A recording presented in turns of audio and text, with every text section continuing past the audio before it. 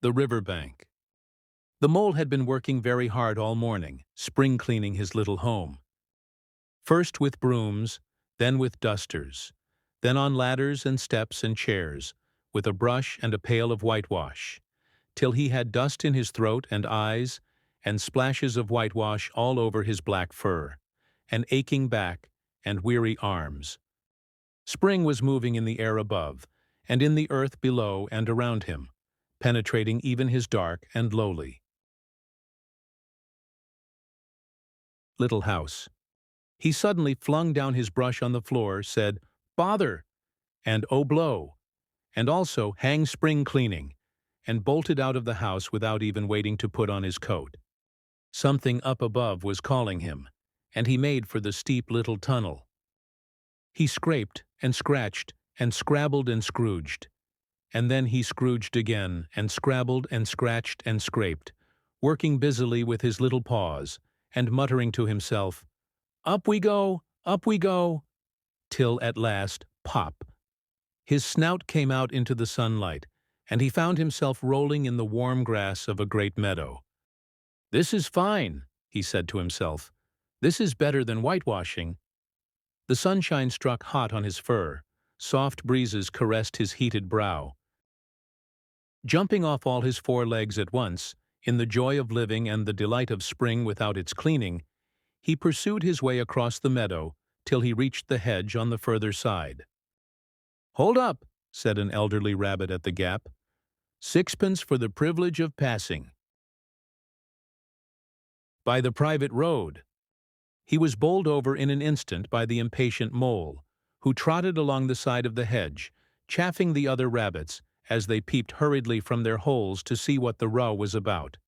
"Onion sauce, he remarked jeeringly, and was gone before they could think of a thoroughly satisfactory reply. Then they all started grumbling at each other. "How stupid you are! Why didn't you tell him?" "Well, why didn't you say—" "You might have reminded him," and so on, in the usual way. But of course, it was then much too late, as is always the case. It all seemed too good to be true. Hither and thither through the meadows he rambled busily, along the hedgerows, finding everywhere birds building, flowers budding, leaves thrusting, everything happy. He thought his happiness was complete when, as he meandered aimlessly along, suddenly he stood by the edge of a full-fed river. Never in his life had he seen a river before. All was glints and gleams and sparkles, rustle and swirl, chatter and bubble.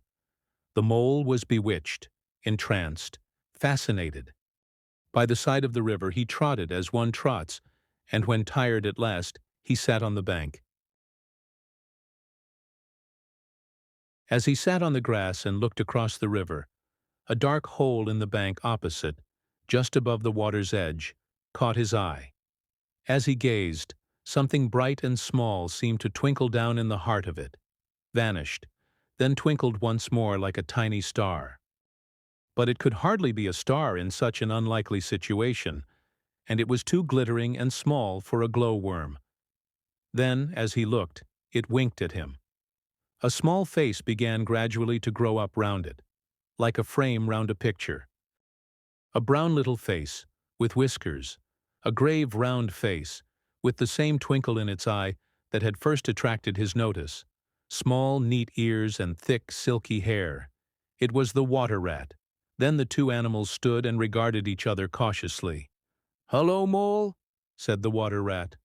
"Hullo, rat," said the mole. "Would you like to come over?" inquired the rat presently. "Oh, it's all very well to talk," said the mole rather pettishly, he being new to a river and riverside life and its ways. The rat said nothing, but stooped and unfastened a rope and hauled on it, then lightly stepped into a little boat which the mole had not observed. It was painted blue outside and white within, and was just the size for 2 animals. And the mole's whole heart went out to it at once, even though he did not yet fully understand its uses. The rat sculled smartly across and made fast. Then he held up his forepaw as the mole stepped down. "Lean on that," he said. "Now then, step lively." and the mole, to his surprise and rapture, found himself actually seated in the stern of a real boat. "This has been a wonderful day," said he as the rat shoved off and took to the sculls again. "Do you know, I've never been in a boat before in all my life." "What?" cried the rat, open-mouthed. "Never been in a— You never— Well, What have you been doing, then?" "Is it so nice as all that?" asked the mole shyly, though he was quite prepared to believe it, as he leant back in his seat and surveyed the cushions, the oars, the rowlocks, and all the fascinating fittings, and felt the boat sway lightly under him. "Nice? It's the only thing," said the water rat as he leant forward for his stroke.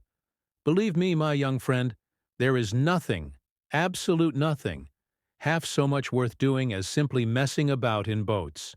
Simply messing," he went on dreamily. "Messing about in boats. Messing—" "Look ahead, rat!" cried the mole suddenly. It was too late. The boat struck the bank full tilt.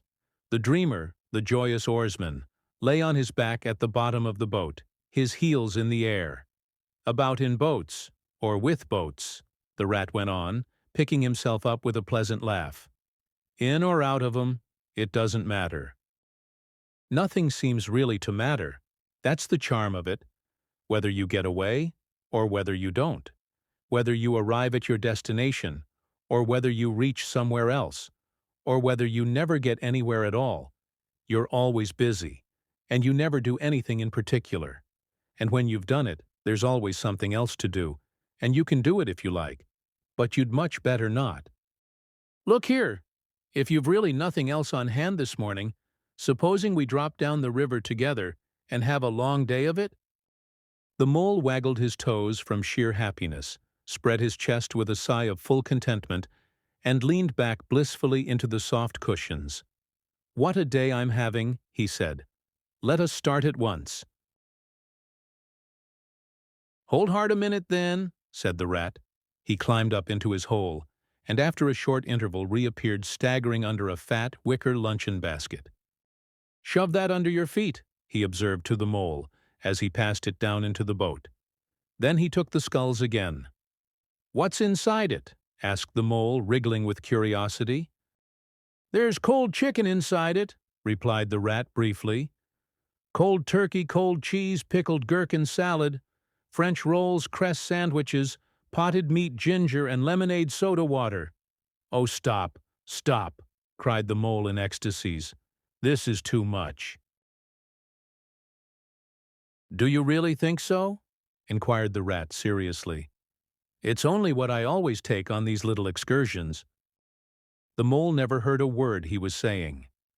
Absorbed in the sparkle, the ripple, the scents and the sounds and the sunlight, he trailed a paw in the water and dreamed long, waking dreams. The water rat, like the good little fellow he was, sculled steadily on. "I like your clothes, old chap," he remarked after some half an hour or so had passed. "I'm going to get a black velvet suit myself some day, as soon as I can afford it." "I beg your pardon," said the mole, pulling himself together with an effort. "You must think me very rude, but all this is so new to me. So this is a river." "The river," corrected the rat. "And you really live by the river? What a jolly life." Kenneth Grahame, Abridged.